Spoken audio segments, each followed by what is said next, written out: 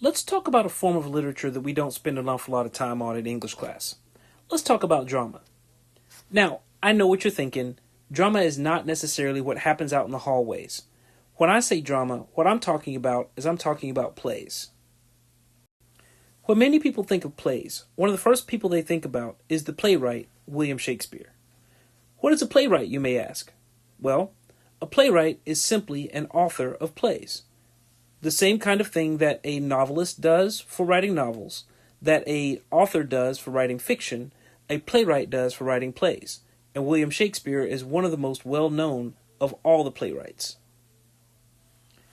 The simplest definition of what drama is that drama is a type of literature that is written to be performed. Now that can include an awful lot of things. That can include stage plays.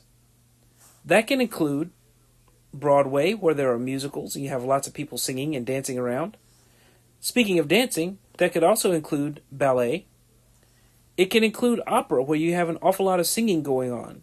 But one of the places where we run into drama the most is we run into it in television and we run into it in movies. So when you think of drama, it's not necessarily something that's difficult to run into. It's all around us. It's just that we see it being performed and we don't talk about how it came to be. An important thing to remember is that drama is not necessarily dramatic. Drama can be funny. Drama can be sad. Drama can be exciting. Drama can be thoughtful. And drama can be, as Deadpool would like to say, romantic. As a matter of fact, if you think about the Deadpool movies, they're actually all of those things, depending on how you look at them. Before we look at an actual play, let's look at some of the features of drama. Inside a drama, you will very often have characters. Those characters form what in a play is called the cast. That cast includes all of the characters that are involved in that particular play. You also have, in plays, you'll have a plot. That plot will include the exposition, the rising action, the climax, the falling action, and the resolution denouement. If those things sound familiar to you, they should. They're exactly the same elements that we talk about when we talk about fiction. They have the entire plot cycle in them, and they're just divided a little bit different of a way, and they're meant to be performed. All of that is there. Another thing that is different when we start talking about what a play is a play is going to be full of speeches. Because the only thing that you can be sure of when you watch a play, when you watch drama, is of what you hear and what you see. If the character didn't say it, or if you don't see the character doing it, as the audience member, you don't know whether it happened. So, that means that you're going to have very often dialogue in a play. Now, another kind of speech that often happens is a speech called a monologue. What a monologue is you will have a bunch of characters on stage, but one of the characters is doing most of the talking. That generally happens when you have the villain going and talking about the reason why they're doing whatever it is they're doing in a movie. That's the monologue. They're informing the other characters and, by consequence, us about the things that they're doing. Another example of things that you will see in a drama is you will see a soliloquy. A soliloquy happens, and this is more of a dramatic technique that's used on stage plays. When you have a character that's standing on stage all by themselves and they're talking, and it's like they're talking to themselves. They're not really. They're kind of talking to us and telling us what they're thinking. Because remember, the only thing that we know about what a character is doing is about what they're saying and what we actually see them do. That makes a soliloquy extremely important for us to understand what's going on. The final kind of speech that we'll run into is we'll run into an aside. This is a place where Deadpool excels. Very often in the movie, you'll see him turn aside and actually talk to the camera and tell us things. And he's aware that there is an audience that's watching. So, in that case, he's speaking directly to the audience. He's breaking that fourth wall. And that makes a big difference in the kind of information that we're getting from that character. Another great example of things that you will see inside a drama is you'll see stage directions. I'll show you an example of those in just a minute, but stage directions are not meant to be read aloud. They are on the page for us to understand what the characters are doing and what's going to happen. It's information for the actors and information for the directors so that they can understand what's going to happen in the play in the mind of the play. Another thing that we'll see is plays are generally written in a script. They're not written in paragraphs, and they're broken up into scenes and acts. A scene is set up so that when you change from one location to another or from one time to another, it is a natural break in the action to let the scene change or to let the camera change or whatever the case is. We also have acts inside a play. Now, an act may be broken up to go along with the plot cycle that we talked about earlier. So you may have Act 1 as the exposition, Act 2 is your rising action, Act 3 is your climax, Act 4 is your falling action, and Act 5 is your resolution or your denouement.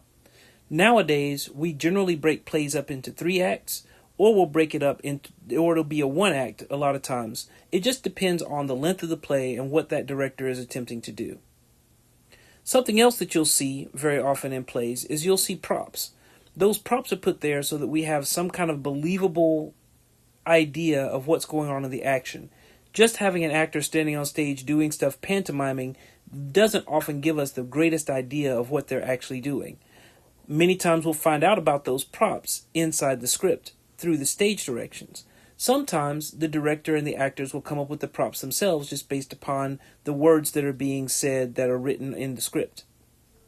The other thing that you will find that is very familiar should be theme. The theme is the same thing as you'll find in fiction. We find that out through what happens to the characters, what the characters say and do, how the director lights the scene. There's a lot of different things that go into it. But the point is that drama and plays are another form of fiction that gives us a different way of viewing how actions lead to meaning. So let's take a look at a script.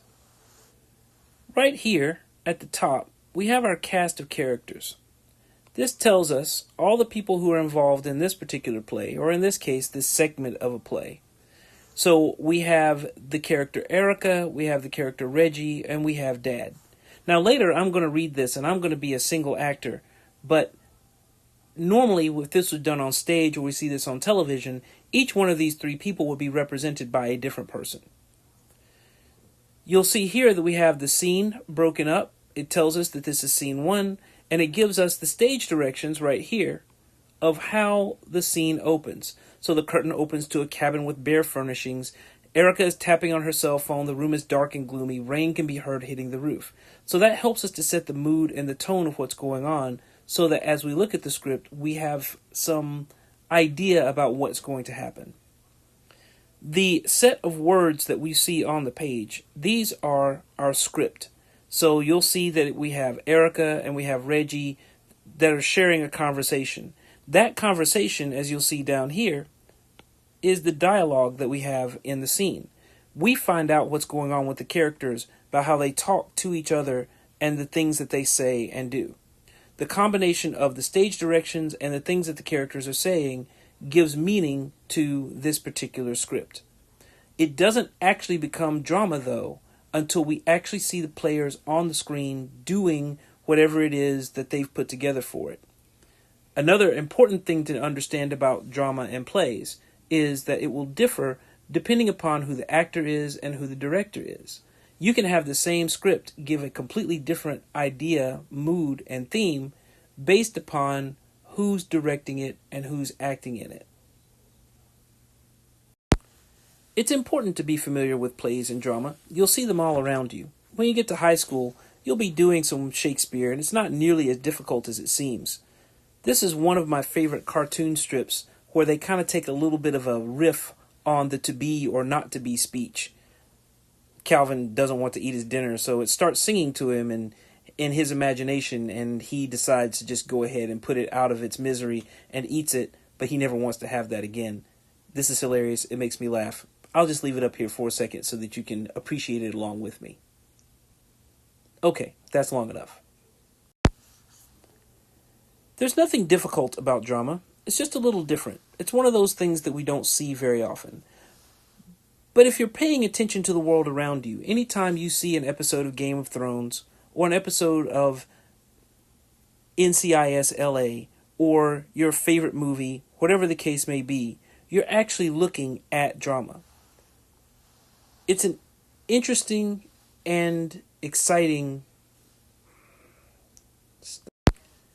Drama is just another one of those forms of fiction and forms of writing that can help us to understand the world around us.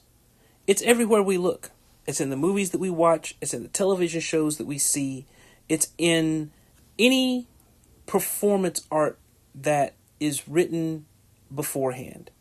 So, hopefully, when you get a chance to look a little bit deeper into drama, you'll love it just as much as I do. And those are the basic features of dramas and plays.